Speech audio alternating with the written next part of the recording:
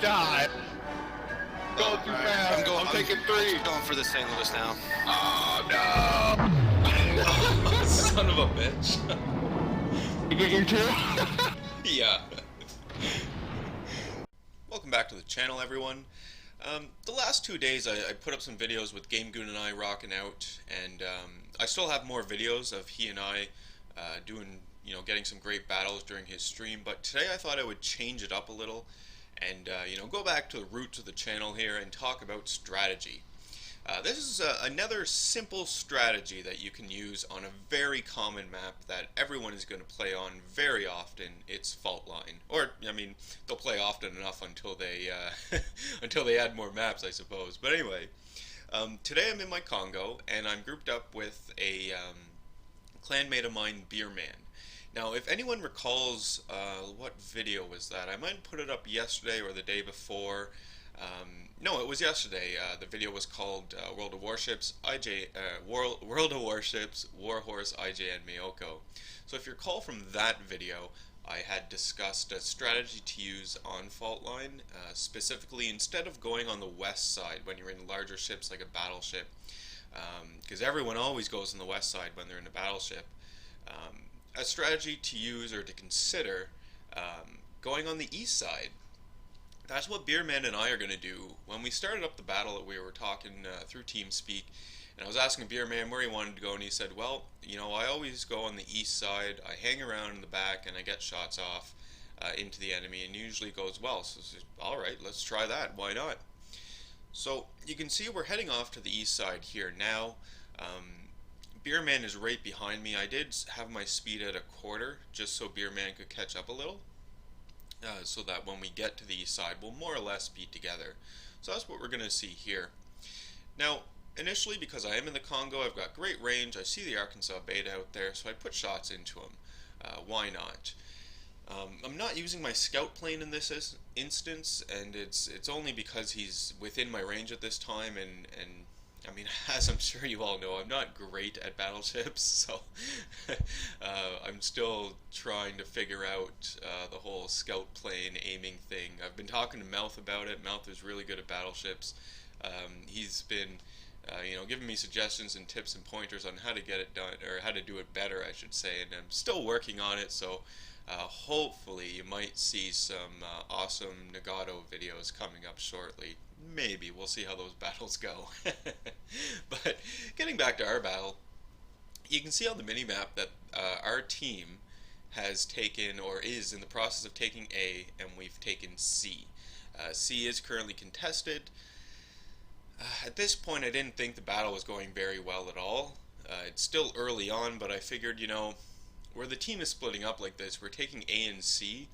I didn't think we had much of a chance because we're too far apart. We're not going to be able to support each other, if need be.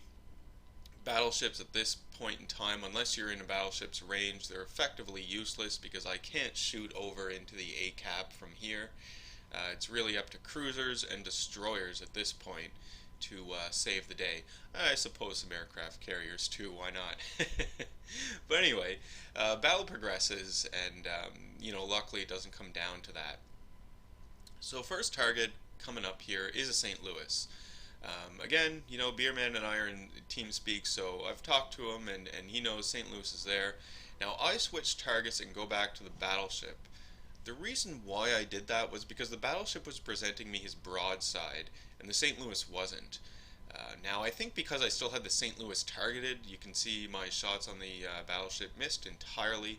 I think it's because I had the St. Louis targeted and something with the range, I don't know. It happens every now and then, but anyway, missed a shot. But, now I'm in a position where I can put shots into the broadside of the St. Louis. It's not that the St. Louis is a big threat to a Congo. Initially, you might think. But the St. Louis can pump out so many shells. And if he's firing high explosive, then that's a lot of fires that's going to be caused. So it's not that they're going to do a whole lot of, alpha damage. They're going to be doing fire damage over time. So, don't discount St. Louis's. They are still a pretty big threat to you.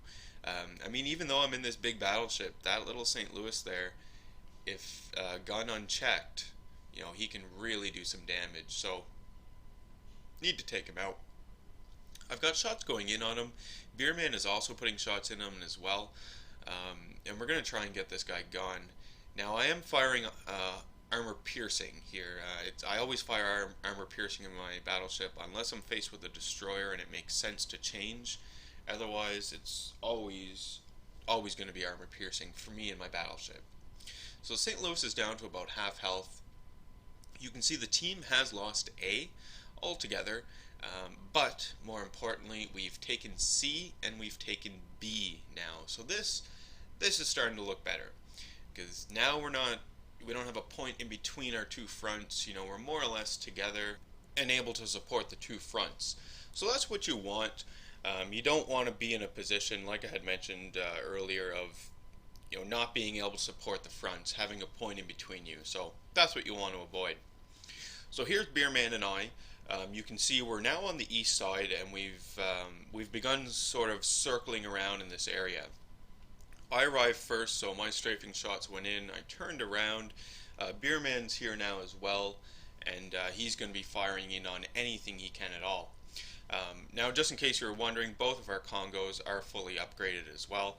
I think this might have been the last battle Beerman played in his Congo before he bought his Fuso. So you know, good job on Beerman, and that's why we were playing together today as well. I was talking to him when he jumped into TeamSpeak there, and he was telling me about his Fuso, how close he was, and I was like, well, you know, let's get some experience earned in the Congo here.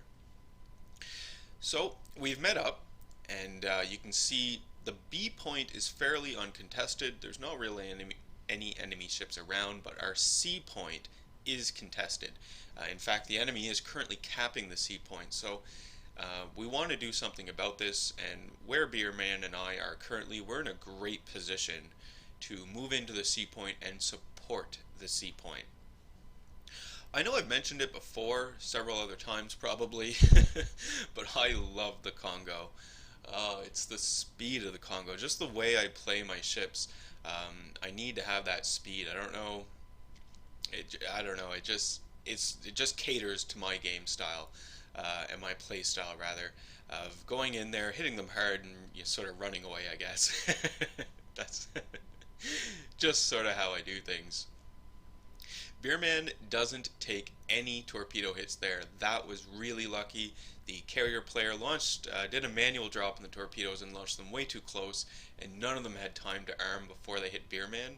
That was awesome. Very lucky. Otherwise, he would have been hit by 5 torpedoes there. So, he got pretty lucky in that instance. So now we're entering the sea point, or at least the mouth of the sea point, and we're able to now put fire into the enemies that are currently here. So I'm going to be turning around to try and get broadsides into that guy, and Beerman's right behind me to do the same thing. It was at this point, though, that I was fairly aggressive, I guess we'll say. You can see I'm turning into the sea point. My objective here was to go straight in there, kill that guy, and make sure there were no one else contesting the sea point whatsoever. It kind of works, but you can see there's another enemy ship that came into the channel. I didn't really account for this guy, and I started taking some damage. The damage right there, you can see it's pretty severe. I'm down to half health now. So I'm thinking to myself, yeah, Thotgor, you're probably insane. It's probably time to turn around and get out of here. Beerman played it safe the whole time, and he was behind me. Not to say that, if you're in this situation and you were the person behind, that you're guaranteed to stay alive and not take any hits.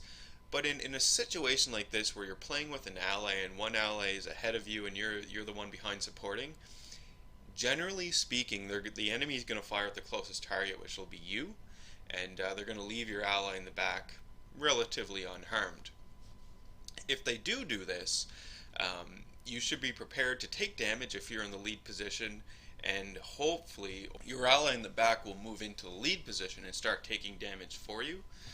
and then you can move into the rear position and start supporting your ally who's now taking the brunt of the damage. That's the idea anyway.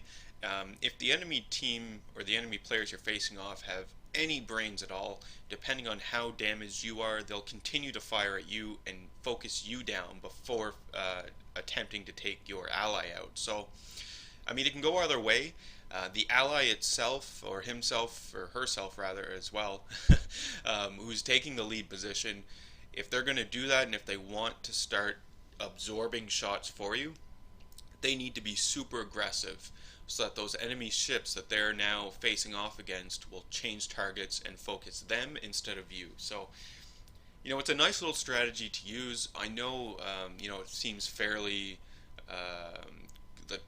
fairly, or pretty much like common sense, right? Like this would go without saying, but you'd be surprised at the level of idiocy that you can find in this game.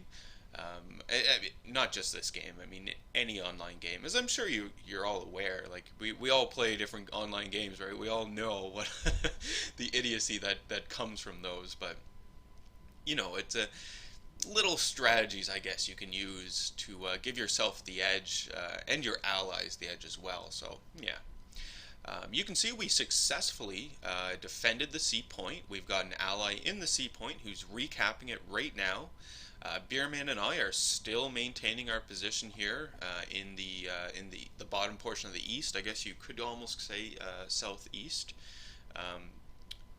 and we're doing not too bad at all. I mean, if you look at the overall team scores, the enemy team only has 3 ships left. So we did it. I mean, we managed to hold off any enemy assault here that was on the east side. One of my allies went in and took the B point. The B point never came under a fire or any enemy push at all. We held it through the whole thing. So I mean, this was really surprising, especially considering the initial spread of the map, the initial way our team was going, like with some of our players going towards the A point there, fighting it out and dying while we were getting a position for C point. I really didn't think we had much of a chance of pulling this off, but no, the team was able to regroup. We did lose ships at the A point, but those ships who survived were smart enough to leave. Very important there, to leave and focus on another point like B, which they did. And it's only now that the B point is even coming under any sort of enemy pressure. You can see that I think it's a Kuma out there, kind of moving in. I got a nice citadel hit on him though, so we're going to get rid of this guy, not a problem. If we look at the overall scores as well, you can see we've won. It's down to the wire here, no problems at all, and overall we do fairly well. You'll see at the end of the battle, my individual results aren't spectacular. I mean, it's no surprise, right? I'm in a battleship, and when I'm in my battleships, I'm really playing supporting role. I'm not looking to be the hero of the day, I suppose. But what I really wanted to showcase on the map was just how playing the map differently from how it normally is played and how it's accepted everyone will play it can work out to your benefit. Just because you spawn on fault line in a battleship, you don't have to go towards the west. For that matter, you don't even have to go towards the east. I play a lot of battles in my cruisers on this map where I'm just controlling the center. That's all I want to do. I'm not going to A, I'm not going to C.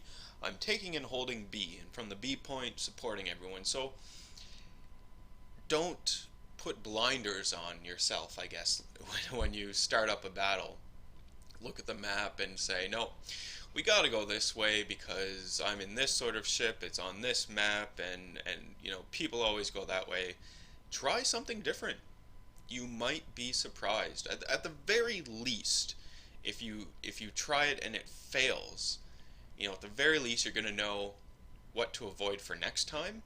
Maybe you're gonna know what did work and what didn't work, maybe, and More importantly, you might be able to refine that strategy a little more. Come up with your own strategy that throws people for a loop. It's when we start playing the same way over and over and over again that we start to get complacent in our gameplay and our game style, and in the game itself. We really do want to avoid that. You want to keep it fresh and exciting for yourself so that when you get to the later tiers, you've got the drive to really grind out your tier 8s, your tier 9s, and your tier 10s without just becoming bored and it becoming just like a chore. No, I got to get this much experience today so I'll be on track for my tier 10 or whatever. Mix it up a little. Make it different. Make it your own. And that way, you're really going to have fun with the game. And that's what I try to do. I don't stick to any one strategy. I look at the situation and I adapt from there. So battle over, we did win. You can see, this was maybe 2 times or 1.5 times, can't recall, but you can see, the overall results aren't spectacular. But as a team, look at these team figures here. Like as a team, Beerman and I really did pull through, and some others on the team did as well. So very, very nice to see. The overall damage down, I think I only did like 54,000 damage or something, so nothing spectacular, but by playing that nice supporting role and by keeping things fresh and trying new things, we still got a nice victory out of this. Before I go for the day, I've got one last short clip here. I played some more battles last night where I got torped by allies, and I was infuriated. I had resided myself not to showing any of these clips, but today I just couldn't help it. This is an older battle I had recorded with Linwolf. I'm in my Megami. We're on Ocean. There is a squad of tier 8 Thotgors, and they are idiots. You can see them there. They are shooting at each other, just being idiots. You can see their names. I won't say their names, but you can see them. We all know who these people are. And, oh my god. Learn your torpedo ranges, people. Learn them. It's not hard. Click on the ship. You'll see the torpedo ranges. It's easy. So, cruising along here, Linwolf and I are talking. Now, Linwolf has already reported all 3 of these players. Because they were idiots. They were in a failed platoon. They were shooting at themselves right at the beginning. They were just, not bringing anything to the team whatsoever other than idiocy. Look at the torpedo indicator on my screen. I wonder where those are coming from. Oh my god, I say. Linwolf, I'm about to be torped by an ally. Do you see the Thotgor in the distance? That is the culprit. Again, I won't say his name, but we all know who he is. People, learn your torpedo ranges. Stop shooting at each other. When you spawn, it's giving away your position and any allies around you. And learn the flippin' torpedo ranges. Sorry to get all real here and to rage out there for the last few minutes of the video, but I just can't stand stupidity. So anyway, end of today's video. Thank you guys so much for watching. Be sure to tune in tomorrow for tomorrow's video. I'll go back to some of the games that GameGoon and I played during his stream. As always, folks, I do hope you enjoy the rest of your day.